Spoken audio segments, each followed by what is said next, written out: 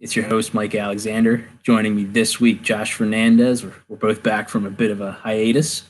Vern, what's going on?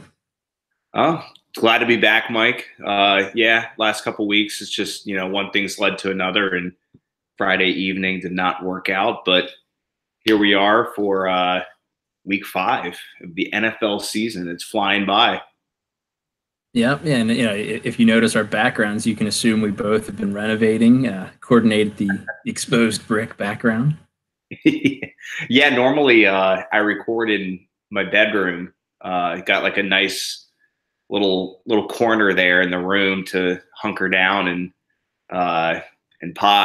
do the podcast, do the live stream. But the little dude is sleeping in our bed this evening, so I don't know. I don't know why I never thought in space. All these years of doing live streams and video recordings to go with this nice brick, and the biggest clock of all time as well. It's very 90s MTV real world confessional booth.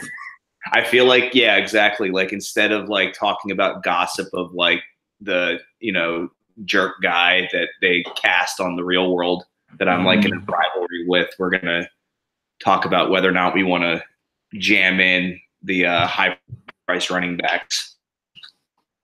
Yeah, well, that is our strategy topic of the night. I bring it up because 2 years ago that was really the way to go. Cram in Le'Veon Bell and another top back like DJ or whoever was hot that week. There was a couple of guys through different stretches, and you could really get away with it because of the value you found at secondary wide receiver.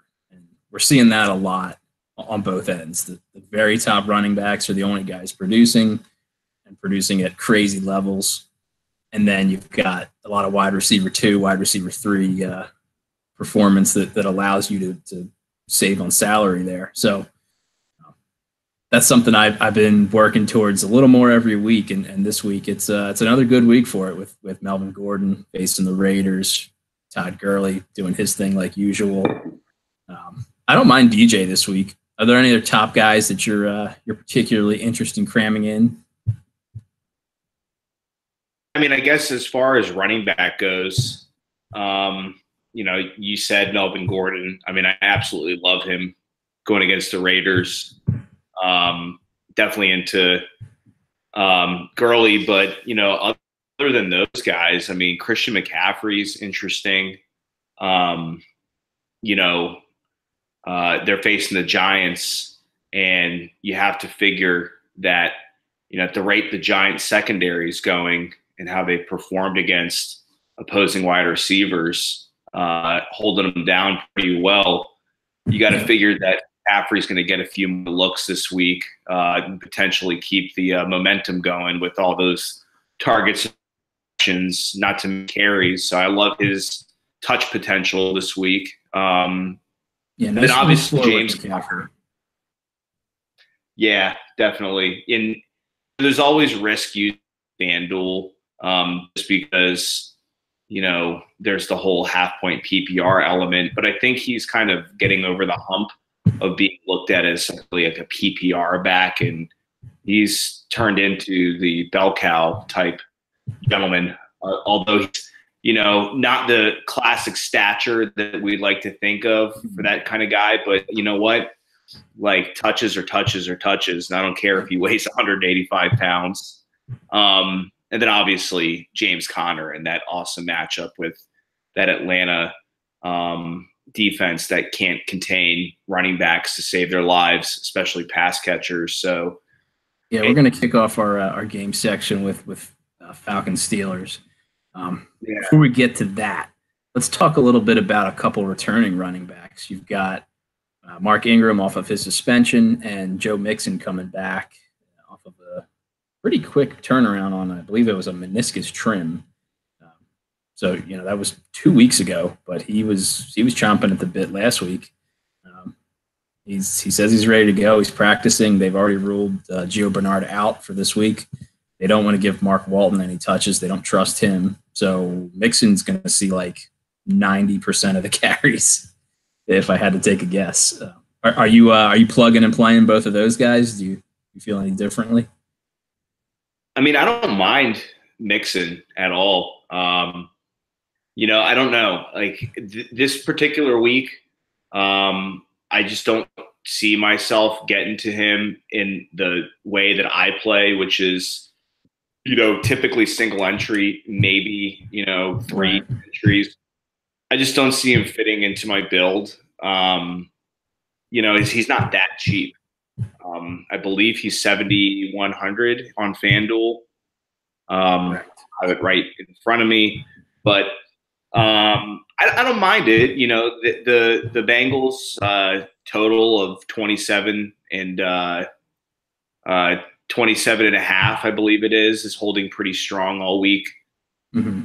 But the Dolphins play at a really slow pace. Really slow pace. Yeah. Like they came out against the Pats down 24-0 last week, and they still managed to only run 45 offensive plays. Like one of the lowest in the league. Like, for reference, the top teams are running 70+ plays, like almost doubling them up. Yeah, so I just don't – I mean, and the Bengals are playing at a high pace. I believe they're top 5 or 8 or something in the NFL. But, with all the other options to choose from, choosing Mixon in a, single entry approach, 3-entry approach just doesn't seem optimal to me. That said, if I'm running, 20 to 50+ lineups, he's going to make his way into – I would be interested in like 7-8%. Yeah, I definitely think he's going to be not super popular coming off the injury, and I know people do. There's a Mixon fan base for sure. They believe in him coming out of college, and they think he's for real. So those guys are going to play him, but not quite as much at large. And then with Mark Ingram. Yeah, a lot of ownership projections are in like the mid single digits. I mean, I guess just based on, like you mentioned the potential snap share. I mean, you're right, Mike. He's going to play 85-90% of the snaps. Like, there's no way that he shares any snaps with any other back on that roster. But and he's involved in the passing game even before this, and with no Geo, he's going to absolutely catch a lot of balls. Yeah. So if I'm running a bunch of lineups, I guess I would go slightly overweight on him. And when I say slightly, I mean like slightly. Like if he's going to go 5, 6, 7% own, I'd go 6, 7, 8, 9%. But yeah, like maybe if he was 6,100 instead of 7,100, I'd feel differently. And then with Mark Ingram, he's coming off the suspension, so there's no health related concerns. He should be full speed, should be, pretty much in game shape. He is a bit of a physical specimen, so I'm not too worried about him coming off the couch. Real question is, a lot of people are saying Sean Payton could put him in the doghouse, and he and Payton have been at odds throughout Ingram's career, but when he needs him, he uses Ingram. So, just on that Sunday night game, if you're looking to get away from maybe Kamara or something like that. All right, but let's jump into. Yeah. Go ahead. My internet in this location is a little wonky. I might have to move. I'll do a preview to the Falcons Steelers. Everybody is very excited about this game for good reason. You've got the Falcons, who are really beat up on defense. They lost both safeties, their middle linebacker. They were already not good at covering pass-catching backs before this, and those three guys are some of the primary people for picking up backs out of the backfield and making defensive alignment calls. They're going to be on the road as well, where they're a little bit worse on both sides. The Steelers are better at home. They need a win pretty badly. They lost to the Ravens last week at home. You don't want to go back-to-back losses. So, Ben's expensive. Antonio Brown, I believe, is the highest priced receiver. Juju is one of the higher priced secondary receivers. But I don't think you can afford to not have exposure to this game. Obviously, if you want to game stack it, it's a great situation. But it's also a really good situation to get some one offs or get some weird kind of stacking going where the guys on the periphery, tight ends, Austin Hooper, a guy like Mo Sanu, who is a good price, and people are focusing on Julio and Calvin Ridley, not as much on Sanu. Over on the Steelers side, like people probably are going to go more Vance McDonald, and that seems to be the way the wind is blowing. But Jesse James is still a pretty good tight end. He gets involved in the red zone a little bit. That's a little more of a Hail Mary going Jesse James. But even like James Washington, if you're just trying to get guys in this game, there's plenty of other names than like the top 5 or 6 that people are going to be very heavy on. What's your feeling on that, Fern? Yeah, I mean, one of the things I've really been thinking about lately, whenever we have these shootout environments, when we're talking 30 plus implied points, for a team, or I guess, 50 something plus, implied total for the game total. I mean, we're looking at 58 points as of right now, which is insane. Like, I can't remember the last time I saw an implied total at 58 points. That one opened high and then it even went up. Yeah, it opened at 56.5 and it's up to 58. And in games like this, I think it really is smart to go for the peripheral plays because, if a team is implied, if you got 2 teams implied to score each 4 touchdowns, there's 8 touchdowns in this game.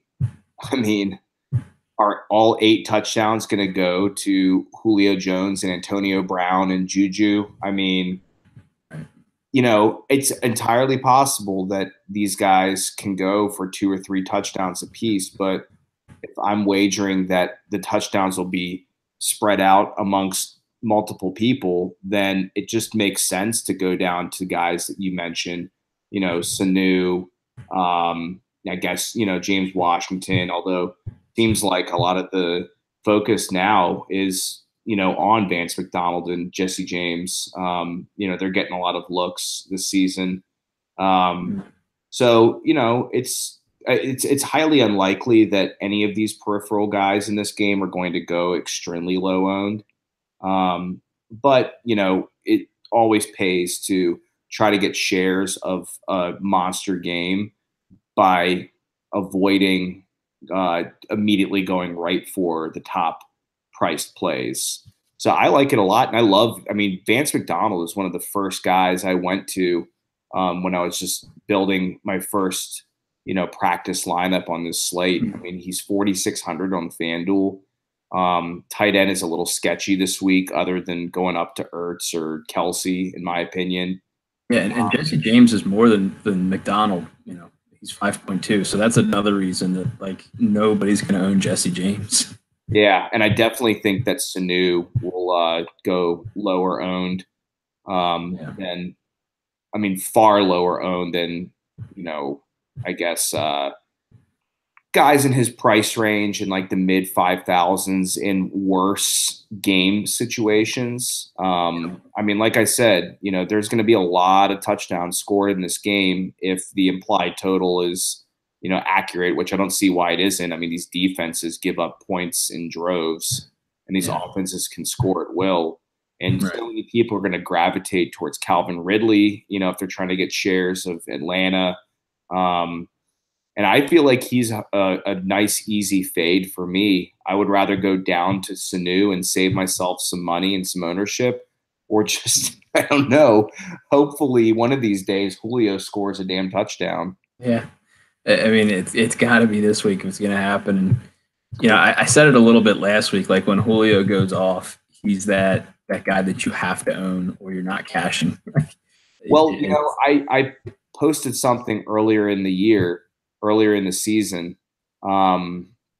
about oh my God, I can't remember exactly what I did, but I went and I looked on Pro Football Reference and I looked at historical FanDuel performances over the last 3 years, 4 years, something like that. And he is the only guy to score 40 plus FanDuel points, and he's done it twice. Yep. So, I mean, we're talking about a guy that's had 300 receiving yards in a game. Yeah. Yeah. If he goes 250 for 2, like it's a slate breaker. Yeah, forget about it. I mean, 10 catches, 250, and 2 touchdowns. Forget about it. And it sounds crazy to say, but he's done it. Yeah. All right, let's wrap up this game with a little. Who do you like better, either Antonio Brown or Juju Smith-Schuster? They're getting closer in price. They're about $1,000 apart.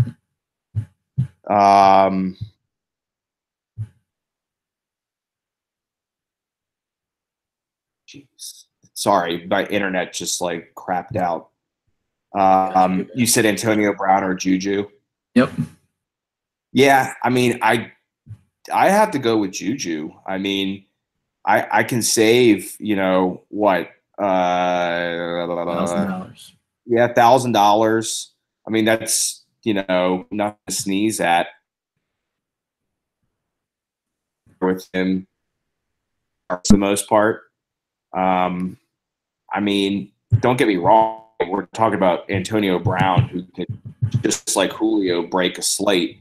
But Juju's shown the ability to do that too. And yeah, he has Ben's eye right now. Like that was a part of the reason Antonio was so good, was anytime Ben got in trouble, it was just, let me get the ball to AB and he'll come up with it. And he still does it a little bit. We saw that on Brown's touchdown last week. He just threw it in his vicinity, and Brown made a great adjustment. He's doing it more with Juju, because Juju's out of the slot more. He's a lot more underneath routes. It's just a little more of a natural fit to a quarterback in trouble. Right.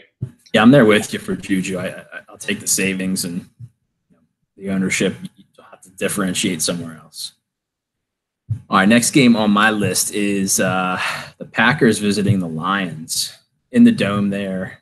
Stafford typically plays pretty well against Green Bay. Packers secondary is just not good again this season. So, I like you for that side. And with all of that, that means that Rodgers and the Packers are probably going to have to keep up.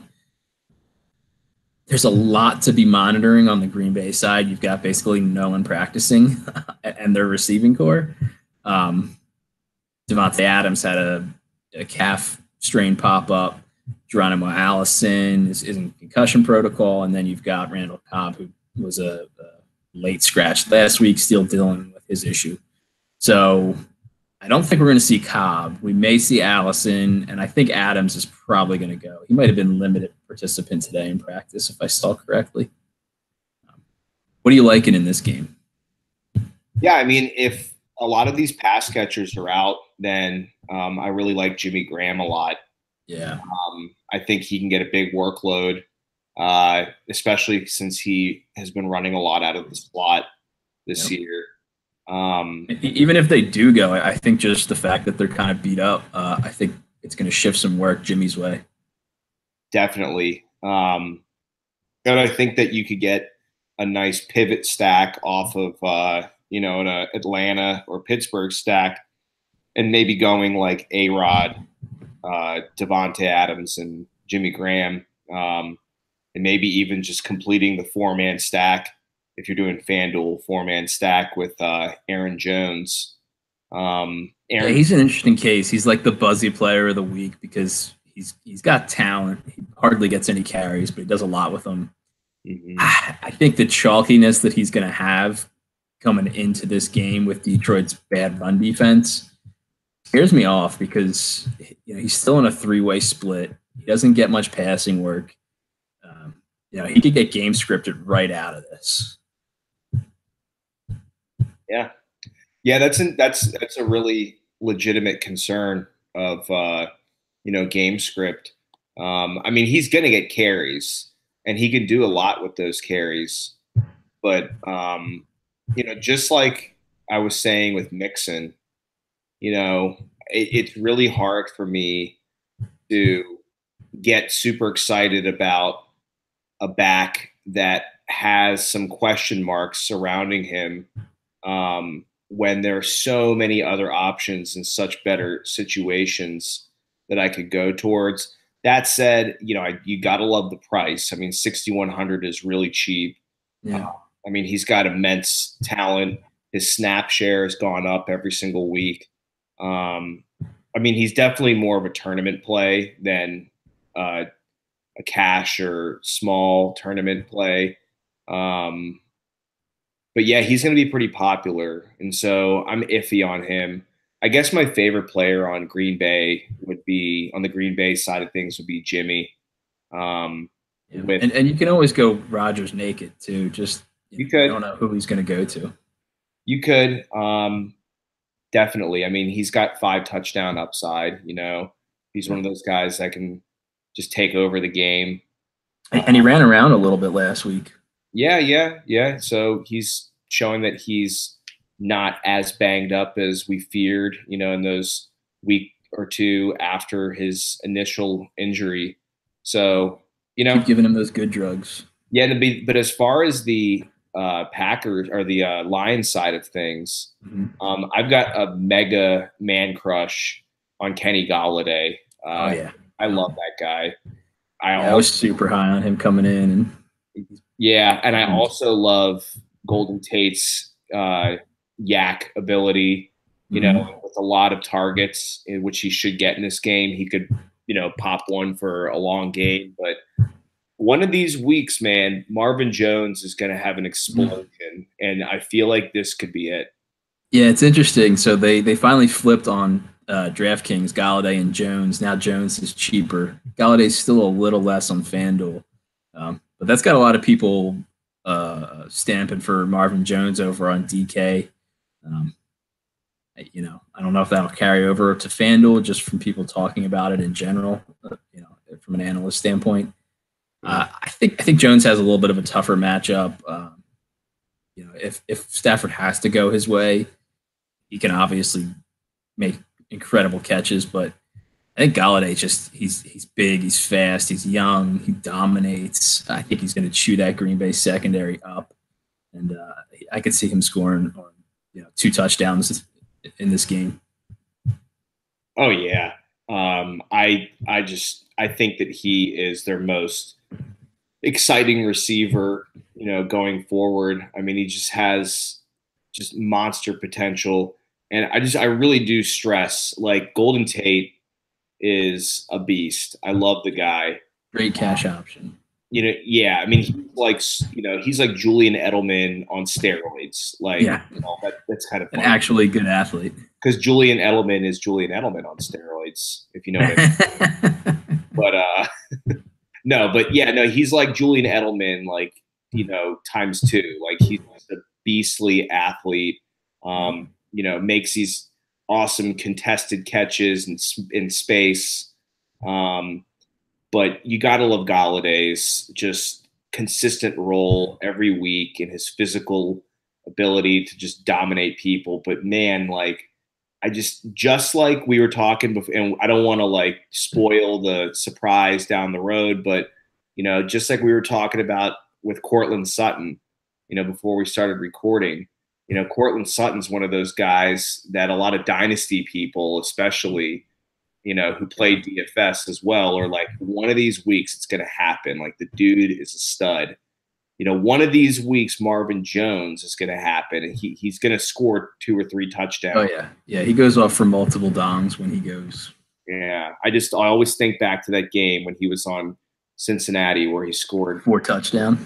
Yep, That was craziness. What are you doing with Kerryon Johnson? Because he's clearly the best running back on the Lions, but they just aren't feeding him. Yeah, you know, Kerryon. I mean, he looks the part. You know, he definitely looks the part. You know, he and Sony Michel are like both making nice strides in recent weeks and showing, you know, just how physical they are. why they were such highly regarded prospects. The problem with both guys is that I just don't think, either team is really interested in just fully committing to like a running game. Even when they get in the red zone. I mean, I know yesterday, in that Colts Patriots game, there was one red zone stand where New England gave Sony the ball 3 straight times and he couldn't put it in. That was kind of disappointing because I thought that would be like his coming out red zone moment, and we would have, right there, a Corey Dillon kind of guy, for the Pats. I just don't see any possibility that we can have a legit RB1 on that Detroit offense. I like Kerryon Johnson. He's tournament only, MME only, like massive. What you need is Blunt to get hurt and leave the game. Yeah.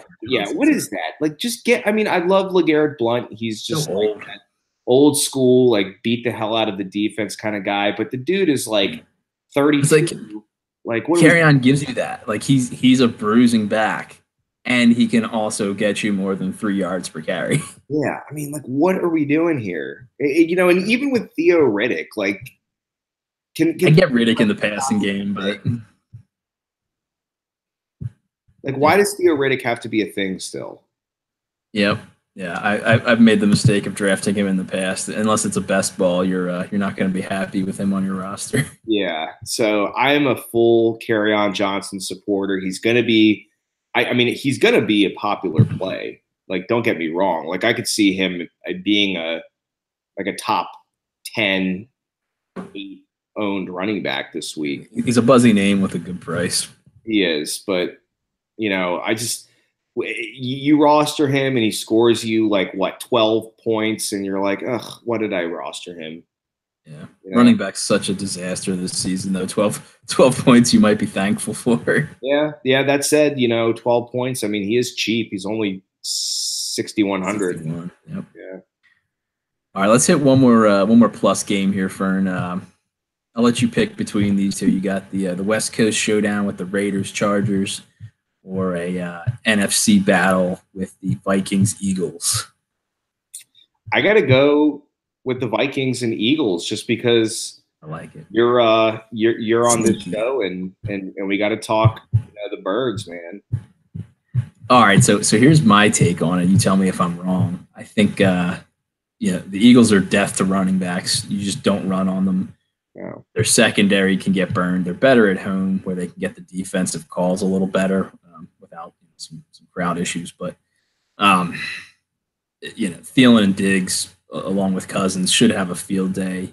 You can even throw Kyle Rudolph in that mix, and that's going to force the Eagles to up their game a little bit. We've seen them be really effective in the hurry-up offense. So, with the Vikes pushing the pressure, I think the Eagles are going to match it. And it's hard to say who to like in their passing game outside of Ertz, who's expensive. But I got a feeling Alshon Jeffrey could have a good week. What do you think? Yeah, Alshon, with Wentz back, they've proven to have a nice connection. Yeah, Alshon almost scored 2 touchdowns last week, coming off of not having played a single game and having the flu all week. Yeah, I don't know. He could just get canceled out by Xavier Rhodes. He could, but Rhodes has been nursing a quiet hamstring injury all season. He's been getting stretched out on the field at different points. I don't think he's 100%. Okay. And they gave up 38 points to a good offense, and they were on the road, but they're on the road again. And the Eagles are still a good offense despite their recent struggles. Well, the thing I like about this game is that there are just guys who are such obvious, easy plug-in plays that you really just don't have to think much, and you can feel really, really confident that they're going to return solid scores of 15 to 20 points with upside for more. And that's Ertz, Thielen. I mean, right off the bat, those two guys I just feel are so safe. Are they cheap? No, they're not cheap. Are they sneaky? No, they're not. I mean, they're not going to be mega chalk. Thielen. I still feel like Thielen doesn't get played to the level that he should. No, he doesn't. He doesn't. I mean, he is such an integral piece of this offense. Cousins is the kind of guy who tends to, go for those quick hits and then go for the, deep ball, thrown into double coverage. Mm-hmm.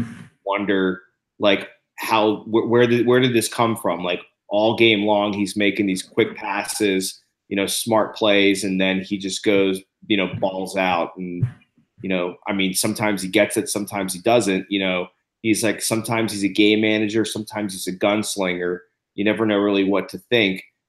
So Cousins is a little, I guess, as in a real life sense, coming from a Redskins fan, I was always a little like, when is this like crazy gunslinger going to come out and throw an interception and ruin the game for us? But in a fantasy sense, you got to love the guy because he's going to produce so much all year long. And he and Adam Thielen are just on another level right now as far as their connection. So I don't see any, I mean, I don't want to say I don't see any way, but it's highly improbable that Thielen posts a dud. I think he's a lock for like 15 to 20 points on FanDuel, and DK, like, with the PPR, obviously the upside is higher. And the same deal with Ertz. I mean, his targets for a tight end are elite. I mean, number one. The only guy Wentz trusts. He's the best. But as a wide receiver, I think he's still like he would be a top 10 wide receiver in targets. Yep. So these are two guys that, if you are building your cash lineup, you would not be a dummy at all to just immediately start with these two. Just lock them in, Thielen as your wide receiver 1A or 1B, depending on what you plan on doing, and just getting Ertz in there because tight end this week, I don't think you can get too cute with things this week. No, it's so bad. Seems really safe for me. Yeah, and then I like the Cousins Thielen Diggs stack too because Diggs is going to get Jalen Mills, who he's had his moments, but he can absolutely get burned by a plus receiver. I think Diggs could definitely have his way with Mills if Cousins looks his way. Yeah, you have to. I mean, this Eagles defense, I don't want to say that they're a bad pass defense. They're not a bad pass defense. They're just a funnel pass defense. Yeah, and what they're built on is their pass rush, and they've got a lot of guys dinged up on the defensive line. Derek Barnett, he's questionable. Fletcher Cox is questionable. They've got some other guys who've had off-season surgeries, things like that. So their pass rush isn't what it was last year quite yet. All right, let's hit one more game that I think could possibly be a bit of a dud, and that would be Titans-Bills. I mean, the Bills are a regular feature in the dud section. They don't offer much. They play slow. They Josh Allen notwithstanding, there's not a lot of risk taking. I mean, his risk taking is accidental because he's running to his right and throwing across his body to the left without knowing where his target is. So bad. Tennessee's a 5.5 point favorite on the road. That's a big number for a road team. Under 40 for the over under. It's 39.5. Just not a great spot. I'm not sure there's any fantasy goodness to come out of this game. The one guy, well, two guys I'm interested in. I'm interested in the Titan backfield, just in case they come out and lay the wood and just, get out to an early lead, because I don't think the Bills defense is as good as people are trying to give him credit for, especially Tre'Davious White. Like, he's a nice corner. He's good, but he's not like, quote unquote, shut down corner. mean, he could shut Corey Davis down, but I think people are not giving Corey Davis and Marcus Mariota enough credit coming into that matchup. So that could go well for those guys. But Dion Lewis, Derrick Henry, both really nice prices. And if the Titans get up, like, it's going to be the Derrick Henry show. He's going to get 18 to 20 carries. When he's useful is when he busts a big run. And when he gets 18-ish carries, he's typically good for one long touchdown run. He had one in week 1 against the Dolphins. It got called back on like a phantom holding call. I think Derrick Henry would be viewed in a lot different light if you added 65 yards and a touchdown to his production right now. What do you think on those two? Yeah, I mean, I prefer Dion Lewis. I just feel he's a safer play.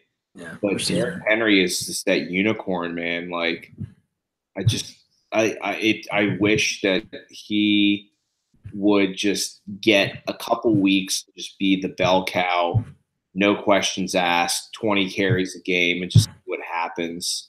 I can envision a scenario where they go up big and just feed him, but for whatever reason, I just feel like it'll wind up being Dion Lewis. But I like it. Like, theoretically, I like. It's a tournament play for sure. Definitely. I retweeted something that TJ Hernandez posted, and it's like FD versus DK price discrepancies.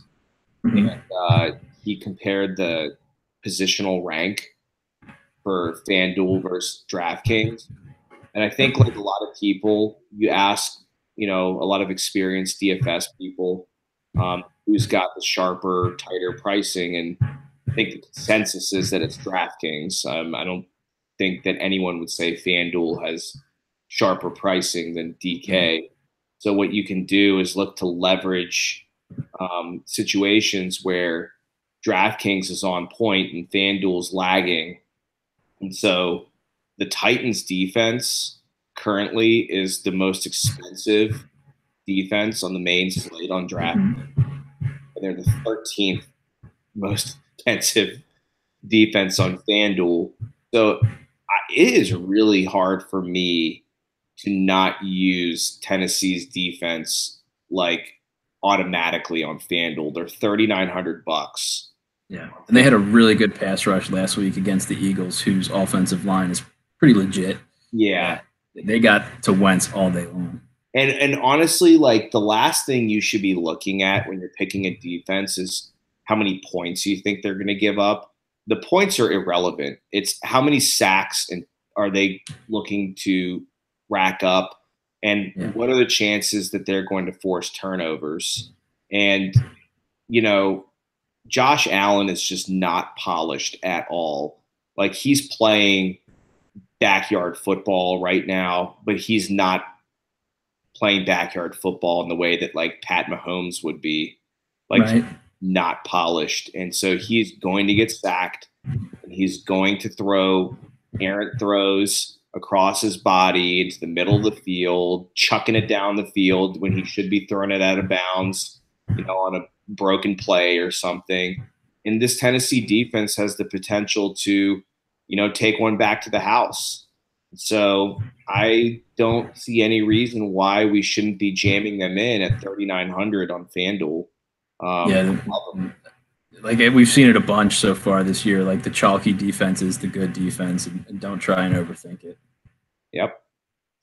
But by all means, I just really want to stress, and this is something that I learned in, like, the last season or so, is stop looking at implied totals when trying to find a defense. Yeah. Start looking at what are the tendencies of the opposing quarterback and how good is the offensive line at preventing QB hits and hurries. Yep.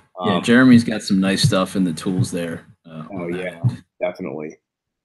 And then our own Alex Romazowski does a weekly pricing article comparing percentage of salaries between TK and FanDuel. So if you're interested in that, give that a whirl. Oh yeah, definitely. All right, let's get over to the position by position breakdown. kick it off with quarterback. So for me at quarterback, just don't get too cute. Take Ben Roethlisberger, jam him in there. I know he's expensive, but that Falcons defense is in such a sorry state. I think, especially with Pittsburgh so far this season, when the bullets have started flying, they've just really gotten away from the running game. They've put it on Ben and the passing game to stay in the game, stay competitive. So there's a floor there, and we've seen Roethlisberger at home put up a 40-point day in the past. So that could be what's on tap, and if you don't have them, you're out of luck. What about you, a QB, Fern? Yeah, I mean, I love Ben this week. I like Matt Ryan. I don't love Matt. Yeah, he's good on the other side. I like him. Cam Newton for me is always a tournament play. He's always got the potential to be the QB1. Jared Goff is, he's definitely a top 6 QB this year, fantasy wise, and I don't think that the public is caught up yet with him. Got a tough matchup with Seattle, but the Rams are. The defense is hurting though. Their defense is hurting, and the Rams are just playing at another level right now. But Mike, it's Blake Bortles chalk. Bortles time. Blake Bortles chalk week, and the number one rule with Bortles is you don't roster chalk Bortles. You think it's chalk Bortles because it's KC? Oh yeah, definitely. I mean, we're talking about him at $7K, which is significantly cheaper than Roethlisberger, Ryan, Newton, A-Rod.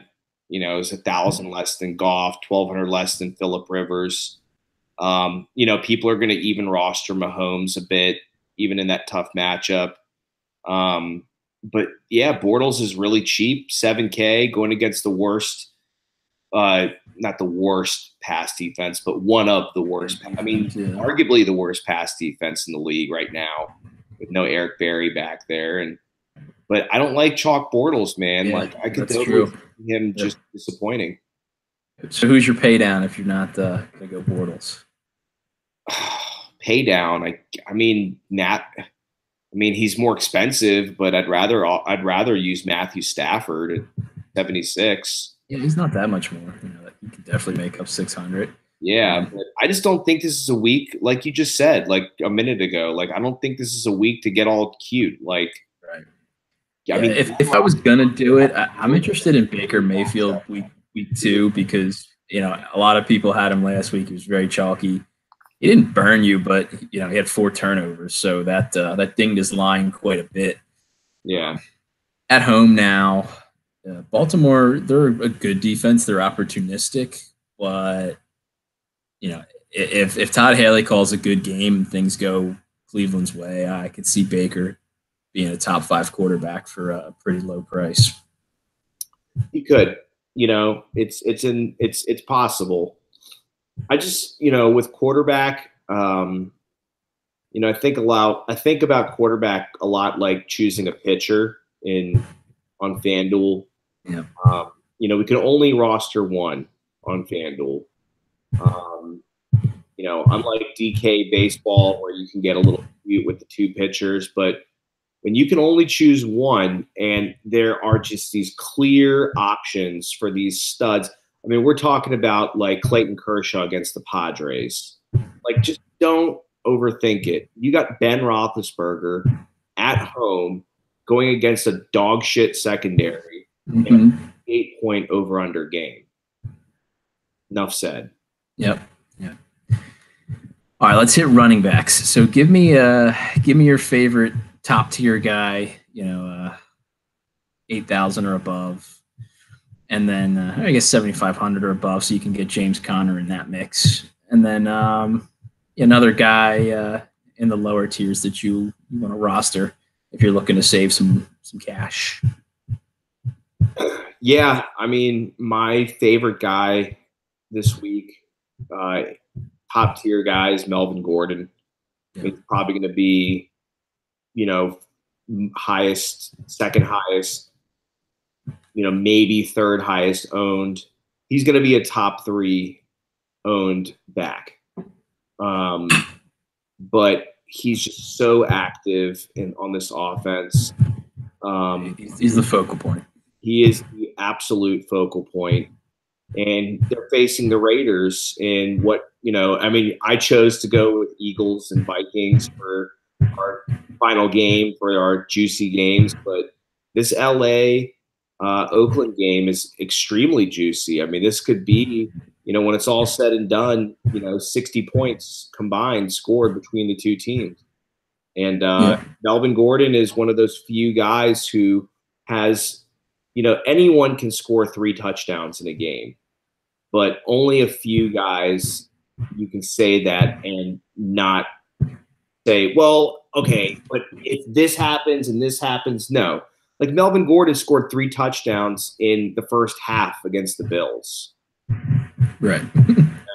So I love him this week. Yeah, for sure. All right, for me, out of the top tier, we talked about him earlier, Christian McCaffrey. If you're on DK, it's a no-brainer to get McCaffrey into the mix of some lineups because of his passing. The place to attack the Giants is their linebacking core. Their linebackers are not that solid.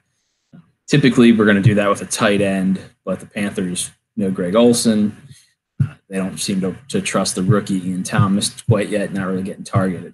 So when Olsen is out, McCaffrey's the guy that they use in those short underneath routes, and he's really effective with them. So he's a really nice play for floor with possible ceiling. What about your lower priced guy? I mean, if Bortles is going to be chalk, and I really want to get some of that game, I got to go away from Bortles and get on to TJ Yeldon.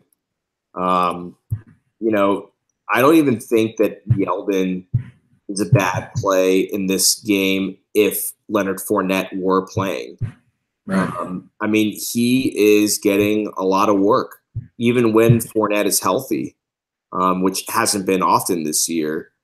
But, Fournette, has not really threatened him much, even when he's been in there. So now that he's not in the picture this week, I mean, Yeldon is just an awesome play. I think that this is akin to Gio last week. Like Gio was lock button central. I love Yeldon this week. I mean, the Chiefs are giving up the most fantasy points to running backs this year. They're giving up tons of yards. I mean, they're letting running backs catch the ball as well, as poorly as the Falcons give up receiving yards to backs. And so if I'm trying to pay up at tight end, which I am, and I'm trying to pay up at quarterback, which I am, and I would like to get an expensive receiver in there because I do think some of these guys are due to regress to the mean and pop off a bit, Julio Jones. Got to pay down at running back somewhere, and Yeldon is just easy lock button for me. Right. It's not quite a pay down because he's not that cheap, but I'm interested in Devonta Freeman. And while you're talking about that, I'm going to get my laptop charger in the other room. All right, hit it. I'll run into wide receiver a little bit too. So Devonta Freeman, we didn't talk about him in the breakdown of Steelers Falcons, and if the Falcons are going to score points, he's almost always involved. He's definitely a key player in the red zone for them. Coming off of a knee injury, not the best spot to maybe get him. He still has Tevin Coleman competing for snaps and all. I feel like he's going to be really underowned in a game that has such a high total. And he used to be the only red zone option for the Falcons. That's changed, especially with Calvin Ridley now proving he's got some red zone ability, but just could be a forgotten man in a game that's a great spot. All right, wide receiver. So For me, a guy I want to pay up for at wide receiver. I don't like a lot of the top names. We talked about Antonio Brown, Julio Jones. I don't like AJ Green's matchup with the Dolphins with Xavier Howard. He's shown the ability to at least neutralize top receivers in the past year and a half. Odell on the road in Carolina, they've got issues. The Thielen Diggs out of the top guys, like that pairing, I think is really a strong path to go because I think there's plenty of passing to come. Those two defenses have a reputation for being strong, but at the moment they're not really there. So those are probably my top guys out of the expensive wide receivers. What about you, Fern? Yeah, I mean, I have not rostered Julio yet this year, and I barely rostered him last year. I would like to look back if I had some time at like my main cash single entry GPP lineup each week since week 1 of last year, and I would wager to guess that I've rostered Julio maybe 3 times. And what is this now, like 22 weeks? I think that this week I'm going to have him in my lineup. Maybe that's why he hasn't scored touchdowns. You're just not using him. Yeah, because I'm not rostering him. Yeah. No, it's just like this, like again, 58 points. And the game-breaking ability and the ineptitude of this Steelers pass defense, they are so bad. They're just horrible. And, like we said, 15, 20 minutes ago, whatever it was, I mean, he has rarefied air. He is in rarefied air as far as historical, like, epic fantasy performances in the last 3 or 4 years. Nobody has scored more fantasy points in a game as a wide receiver than he has. And he has done it twice, 40-point games twice.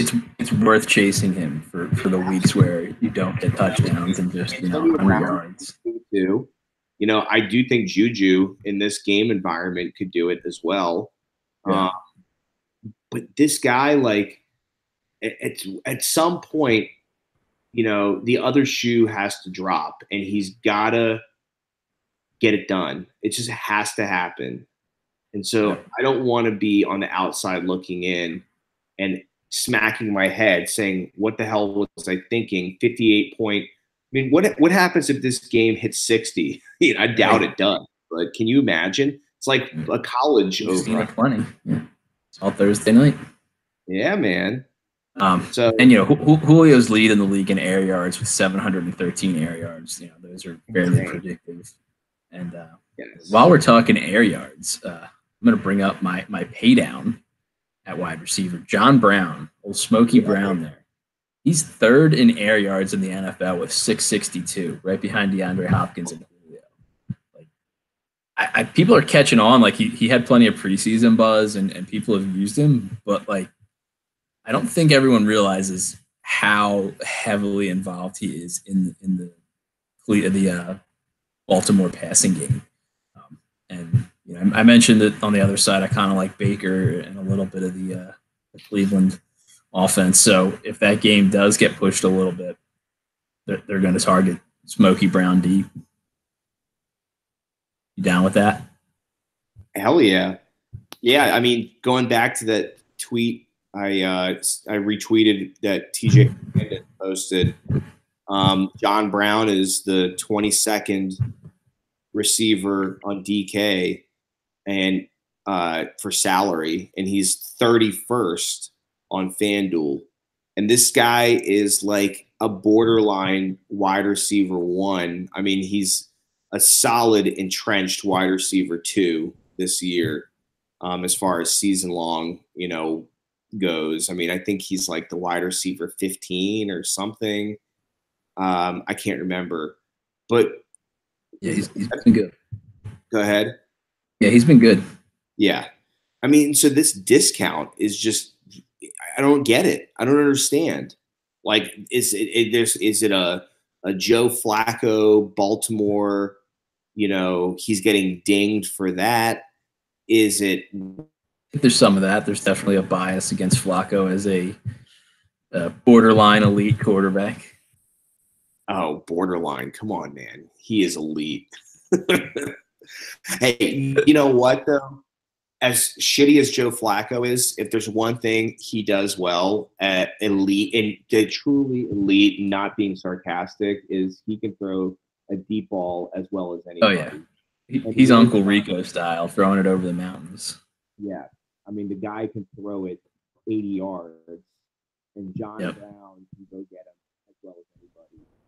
Yeah, Brown can run under anything. I think the other thing working there is possibly the targets. You know, he doesn't have a ton of targets compared to guys like Julio and DeAndre Hopkins. He's only got 30 targets on the season, where those guys have 45, 46.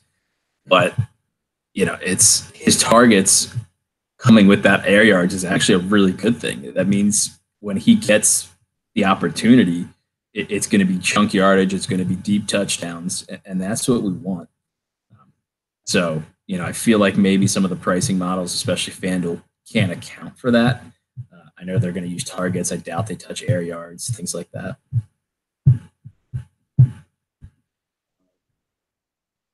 You there, Fern? Yes. Do you hear me? Yeah, I lost you there for a second. Oh, sorry. Yeah, according to Scott Barrett, I saw Scott Barrett wrote that he's going to be running half his routes against EJ Gaines, who is one of the worst cornerbacks in the NFL, should be a bench player in the league. But you know, he's starting. I mean, I don't trust the Browns defense. I know they've been better and they've got some talent there, especially at the end. But yeah, here you go. I found the tweet.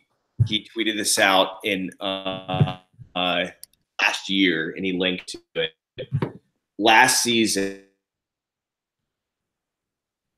141 passer rating on 7 into this cover. You're breaking up on me. Are you there? Can you hear me now? I hear you now. Sorry, man. Yeah, okay, let me just read it again because it is actionable information. EJ Gaines will likely be covering John Brown. In 2016, allowed a 141.7 passer rating on 72 targets.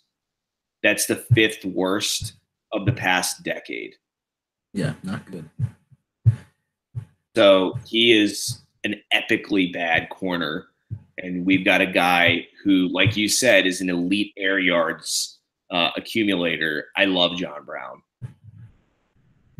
All right, let's talk Courtland Sutton here for Kenny. You know, we talked about him a little bit pre-show. The talent is obviously there. He's a big receiver, huge body. You know, he's had some. I think he had a touchdown called back, possibly a big gain. Just looking at their target share, you know, Manny Sanders is kind of their 1A to Demaryius Thomas's 1B. Manny's got 26 targets. Demaryius has 22. Courtland Sutton has 14. You know, he's got a nice average. He's got a 17.8 yard average. A lot of that's because he's catching deep balls. So, you know, you alluded to it earlier. We both feel like the breakout game's coming. It's just being able to call that is really tough. So if you're a Courtland Sutton guy, my opinion is just dedicate like one lineup in like the $3 limited entry contest, whatever site you're on, and have Courtland Sutton in it, and know that you've got that exposure if you're a backer of Sutton's and you want to make sure you get that breakout. What do you feel on Sutton? Yeah, I mean, I have Courtland Sutton on my Burn. Can't hear you. Can you hear me? There we go. I'm sorry. I wasn't anticipating being in the behind the brick wall that's blocking my Wi-Fi. No worries. All right. So yeah, I've had Sutton on my Devy League team for like 2 years now. He stood out to me when he was at SMU. So I am a Cortland Sutton truther. I love the guy, and it's gonna happen one of these weeks. And the Jets are an exploitable team to do it against. On the road, you got to figure that they're going to be looking for some easy completions, and that big body is just something that case like that the Broncos has spiked 1.8 points, and they've gone as dogs in the open to now 1-point favorites. They're road favorites, and that's a historically really good sign for offenses. So it's possible that the Broncos, Vegas likes them a lot. They could put up 3 or 4 touchdowns in this, and at 4,700 and 2% ownership, you gotta like Sutton. Yeah, I don't think there's very much ownership on him at all. No, not at all. Hope that helps, Kenny. All right, hit me with a tight end you like out of the top guys we mentioned, other than the top guys we mentioned, Fern. Yeah, like I said, I love Ertz. I love Jimmy Graham, especially with all these injuries here. Jared Cook has faced a lot of garbage opponents. And we said that this could be a shootout, and this Chargers defense is not as good as they've been in recent years. I hate chasing Jared Cook production, but the Chargers are not good against the tight end. They are not, and it feels gross, and it is. But what can I say? It's just he's on a roll, and the Chargers are not a good defense this year. I guess if I'm going completely off the radar, I would probably go after maybe like he's PFF I think PFF has ranked him as like their #1 rated tight end this year. Who is that for? Yeah, Football Focus has ranked George Kittle as their #1 tight end this year. Yeah, he's definitely a beast. He's fast, he's big, he's strong. And yeah, they've got the we mentioned it on the podcast that they were college roommates. They've showered together, so there's a bond there that can't be broken. He and CJ Beathard. Yeah, that is true. Yeah. For me, we mentioned Austin Hooper. That intrigues me a little bit. He gets involved in the red zone for Atlanta. David Njoku has been better since Baker's taken over. I may be chasing fool's gold with this one, but now that Tyler Eifert is hurt, you got Tyler Kroft in Cincinnati, and I know that the coaching staff came out and said CJ Uzomah is going to be their starting tight end. I trust that coaching staff about as far as I can throw them, and I could totally see it being like a 50-50 split with Kroft getting like the red zone work, because he was a good red zone tight end last year. He caught some touchdowns. And, some of there might be a path to targets for him. That could be me having some pre-existing biases with his prior season. And, he was ahead of Uzomah on the depth chart, but I think they like Uzomah kind of doing his T2 thing where he's a little bit more of a flex tight end. He's a good athlete, but I think like the meat and potatoes tight end work is going to go to Kroft, and that might keep him in the game. Yeah, I can see that, and I agree. Like, David Njoku is such a physical specimen. I mean, he's raw, but he's got to at some point, show off that athleticism and just have a blow up game. He's got it in him. It's gonna happen today. But I don't know, man. I'm not gonna screw around. I'm going either Ertz or Jimmy Graham this week. Yeah, like you don't want your tight end to sink your lineup that you manage to put together running backs and quarterback and everything. So we know what's going to happen now. Ricky Seals-Jones is going to score like three TDs. He did it last year. I think it was 2 touchdowns, but he got plenty of targets. And we talked about it on the podcast. Josh Rosen is a lot better than his stat line showed. He'll come around pretty soon.